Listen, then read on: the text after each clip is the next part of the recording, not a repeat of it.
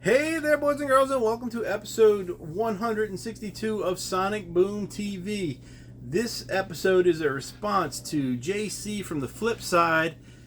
He started a thread called the Vinyl Community Thread Lost Classics from the 1990s.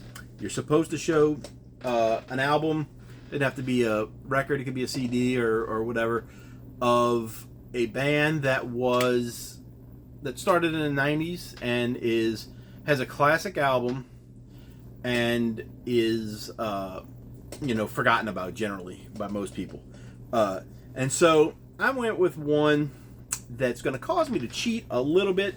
The band I have, I guarantee almost anybody that watches this video from probably the now until the next 100 years, unless they like the band, never heard of this band, but their second album to me, is a classic.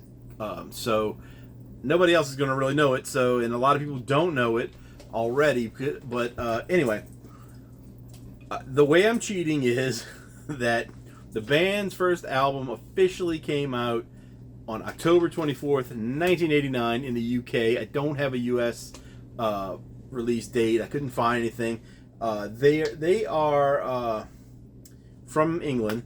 There used to be hardly anything on the internet about this band for years and years and years, and there was nothing on YouTube that I could ever find except for a live video of a song that was real bad quality, and they were just nowhere to be found.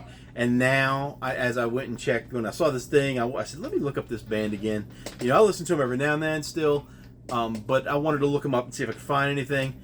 And there's a lot more information, but still not a lot of information about them. They're on Wikipedia now. Not complete, detail about them, but on there enough that you can get an idea about them. But their first album did come out in the 80s, technically. But the reason I'm still going to go with it is because the 89 album had two different guitar players.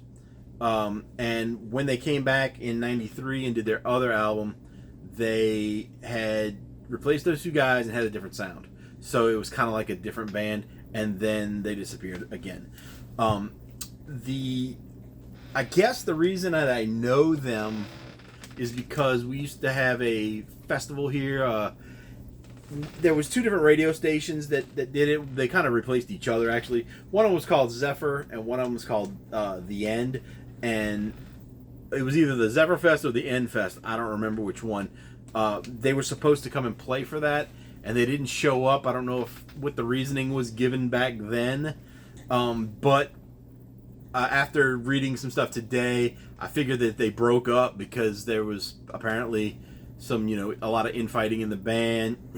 I don't know between who, because they got rid of the two brothers that were guitar players from the first album, and then the second album, they added these two other guys. So I don't know what happened, but another reason and I'm choosing to do them is because the first album, they were more of they're alternative rock. Let's just call them that. Overall, alternative rock, indie rock, whatever you want to call it. But on the first album, they were more of a countrified, funkified alternative rock band. So there was, a lot of that kind of stuff going on. The countrified parts of it, I would describe as like bands like Meat Puppets when they do their country kind of stuff. Not their punk stuff, but countrified stuff. The second album, the one I'm thinking of as a classic to me, is more of a power pop, alternative power pop kind of thing. Not so quite as far as like bands like Ash or Material Issue, but still along those lines. Eat is the name of the band. I didn't want to say that just now, but Eat is the name of the band. They kind of have their own sound on this, and I've never really heard anything like them, and nobody knew them back then. There were a few people, I think, but it was basically me and my girlfriend at the time's brother, and the only reason he knew is because he won a radio station contest to get tickets to the festival. And when he went to pick the tickets up, they handed him 5 or 6 CDs by some of the bands that were supposed to be playing there, and they gave him the one of this band. So, anyway, let's show you the first album, and it was called Sell Me a God. This one, 1989, it reached number 10 in the UK on some chart. I don't know which chart it would have been. I just know it reached number 10, and there was a song called Skin that I think was their hit off of that. Never was a hit in the United States, but it must have been there. They might have hit something else too. They do a cover of Summer in the City that is pretty good. Hot Town, Summer in the City, Back of My Neck's All Dirty and Gritty, all that stuff. So that album is pretty good. There's nothing bad on this album. It's just different than what they would become, and what they became was more of what I was into then and what I would be into now, really. So this is the one. It's called Epicure by Eat. This is the American cover. This cover is also used on an EP called the Golden Egg EP, and I think there's 2 versions of that. I think there's 2 vinyl versions where there's part 1 and part 2, which has different songs, and then there's a CD version that has like 4 songs on it. I think if you get the vinyl, you get a total of 5 songs, because Golden Egg is on both of them. I don't know if it's 2 different versions or not, and then there's 4 other songs, and then if you buy the CD, you just get 4 songs, and that's it. So something like that. So you get somewhere between 4 and 6 songs if you find it. The UK version of the Golden Egg EP does have this cover. There was supposed to be something controversial about this picture of this guy with no genitalia, but he's got a watermelon drawn on his chest for some reason, and on the back cover he's wearing this dress type thing.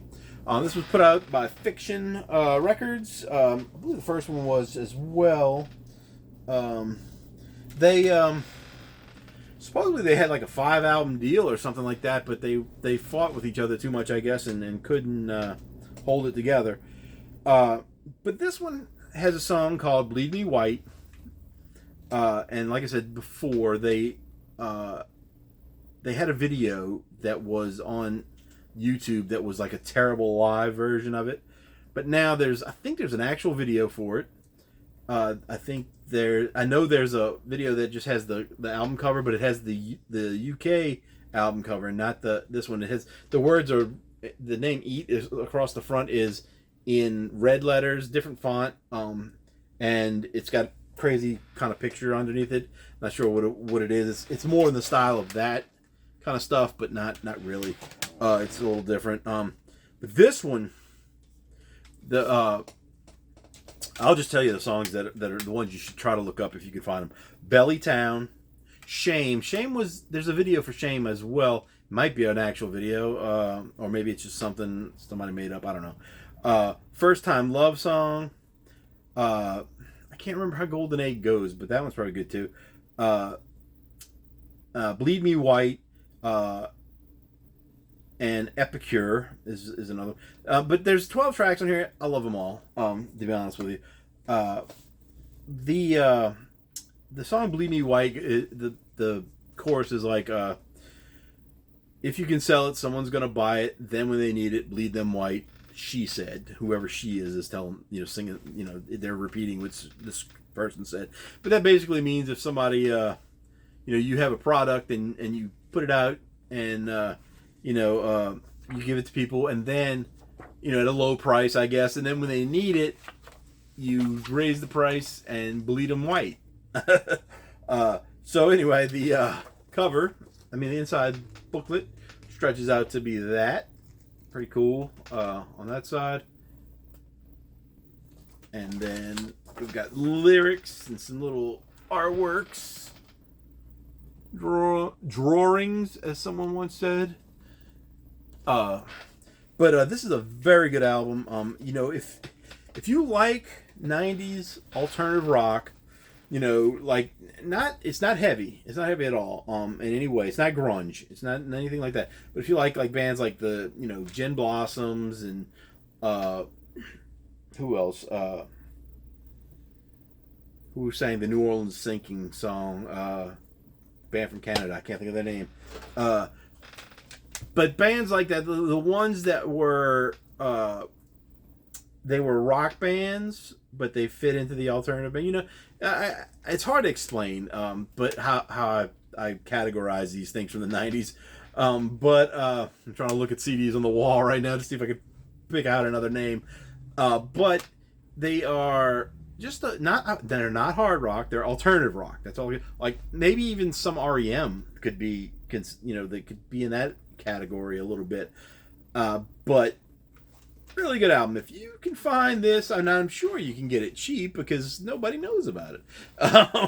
But if you can find this, I would take a listen. But definitely go look up "Bleed Me White," "Shame," and "Bellytown."